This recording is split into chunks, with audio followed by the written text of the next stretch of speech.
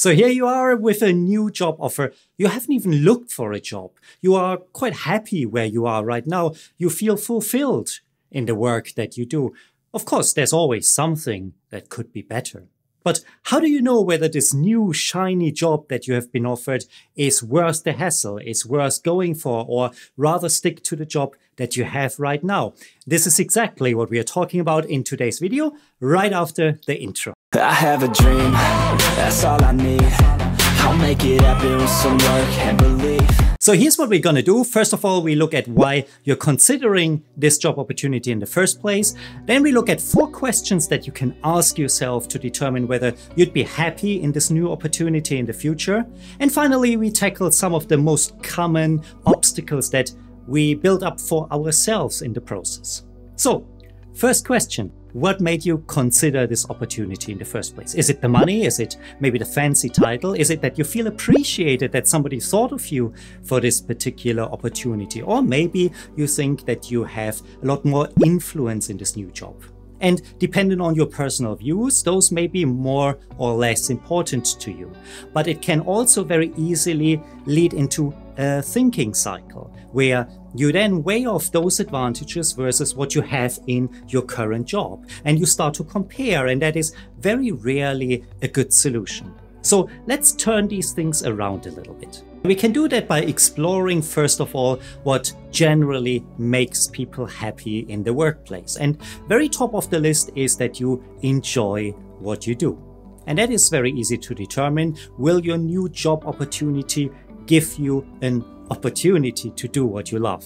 The second thing that determines whether people feel happy in the workplace are the people that they are working with. Now, that is far more difficult to determine from a distance. And all you can judge the company on is the people you meet in the interview process. Now, let me give you this tip. Why not ask for more interviews?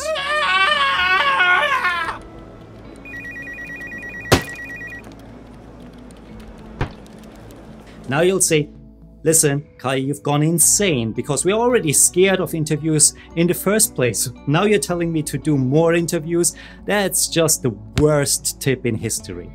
Bear with me here. Because first of all, they obviously get easier the more you practice interviews. But more importantly, the more people you can meet of the new company, the more you get a feel for the vibe of the people who work there and whether those people are the ones that you want to work with in the future. And that will have a profound impact of whether you'll be happy in this new place or not. Another thing that's very important to determine whether we are happy in a job are the financial benefits. Now, that's obviously a little bit easier to determine because generally you will know the new salary in the new organization. But it does come down to your personal preference because some jobs are maybe less secure than others. And typically for the less secure jobs, you will earn a higher salary. So it does come down to your personal preference whether you sacrifice the risk of that new position to maybe the security that you enjoy in your current organization. The final aspect that determines very profoundly whether we are happy in the workplace is our opportunity to grow. And again, that is probably something that you can evaluate from this job opportunity, whether your new employer has given you a perspective to grow and how that compares to the growth opportunities that you have in your current employer. Those 4 questions already give you a great insight on whether you are excited about this job opportunity. Now, when it comes to change, especially when it's as big as changing jobs, then we can easily become our biggest critic. And I see that there are often 3 main areas where we see objections. And the first one has to do with knowing ourselves and specifically knowing what our true passion is.